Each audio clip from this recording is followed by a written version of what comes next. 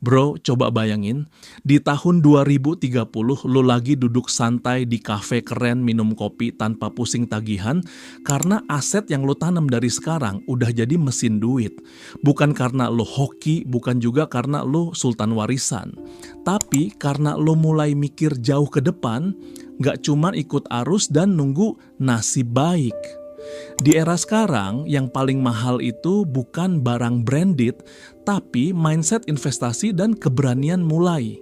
Banyak anak muda yang ngerasa, nanti aja kalau udah punya uang, banyak. Padahal mindset kayak gitu justru bikin lo stuck. Yang bikin kayak bukan nunggu modal gede tapi konsisten nabung, investasi kecil-kecil tapi rutin, dan ngerti ke mana uang lo pergi. Oke, tanpa basa-basi lagi, langsung aja kita bahas. Jujur ya, banyak dari kita yang kerja keras tapi gajinya cuma numpang lewat. Gua ngerti hidup sekarang keras. Harga naik, gaji segini-gini aja, lifestyle sosial media makin bikin pengen jajan. Tapi justru di situ permainan dimulai. Kunci pertama, uang kecil itu berharga. Lu nggak harus mulai dari puluhan juta. Mulai dari 50 ribu, 100 ribu per minggu pun bisa kalau konsisten. Banyak orang mikir, kecil, nggak ngaruh. Hey, yang bikin aset lu gede itu waktu plus disiplin, bukan gaya-gayaan setoran gede, tapi cuman sekali. Kedua, pisahin kebutuhan sama keinginan. Lu butuh makan, iya, tapi lu butuh kopi susu 30 ribu tiap hari? Nggak wajib bro. Belajar bedain mana self reward, mana cuman biar kelihatan hidup mewah. Dan yang paling penting, hindari utang konsumtif. Bukan gue larang lo beli HP baru, tapi kalau ngutang buat gaya, auto nyusahin masa depan lo sendiri. Sekarang masuk ke strategi. Di 2030 persaingan makin gila. Yang punya aset bakal menang, yang cuma kerja tanpa bangun aset bakal capek terus. Berikut aset realistis buat anak muda. 1. Aset digital and skill-skill itu aset cuy. Lo bisa coding, desain, editing, voice over, jualan online, freelance. Itu bertahan sampai 2030 bahkan lebih.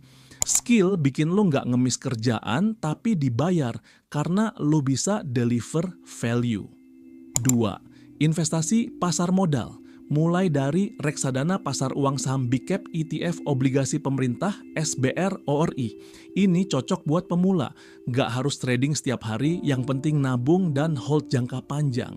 Lo tanam sekarang, panen 5-10 tahun lagi. 3. Aset kripto berfundamental, bukan buat judi, bukan ikut FOMO koin aneh-aneh. Tapi pelajari proyek besar, ekosistem, utility, nabung cuma 1-5% dari income, treat sebagai high risk high return. Di 2030, blockchain bakal makin gede, jadi punya porsi kecil itu wise. 4. Usaha sampingan, cash flow aset, jualan online, dropship, jasa digital, bikin konten, usaha F&B kecil. Modal kecil tapi efek snowball gede kalau konsisten. Suka ngerasa nggak punya modal? Tenang, semua orang mulai dari nol. Bahkan orang kaya pun dulu belajar nabung, belajar gagal, dan bangkit. Cara mulai, 1. Catat pemasukan and pengeluaran, jangan jadi anak gak tahu kemana uangnya. 2. Sisihkan duit di awal, bukan sisa. Prinsipnya pay yourself first. 3. Mulai investasi kecil tapi rutin. Serius 100 ribu per minggu bisa jadi gede. 4.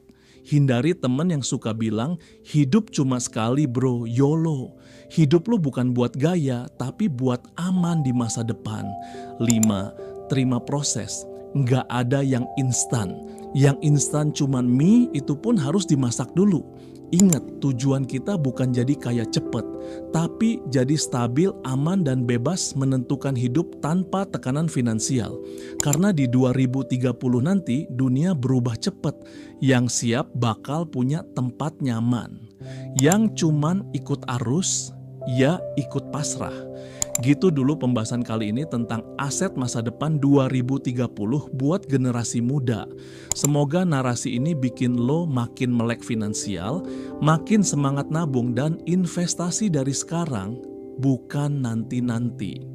Terima kasih sudah menonton video ini, semoga bermanfaat. Jangan lupa bantu like, komen, dan subscribe ya, biar channel ini terus memberikan edukasi positif buat lo semua. Sampai ketemu di konten berikutnya. Stay smart, stay productive, and build your future from today.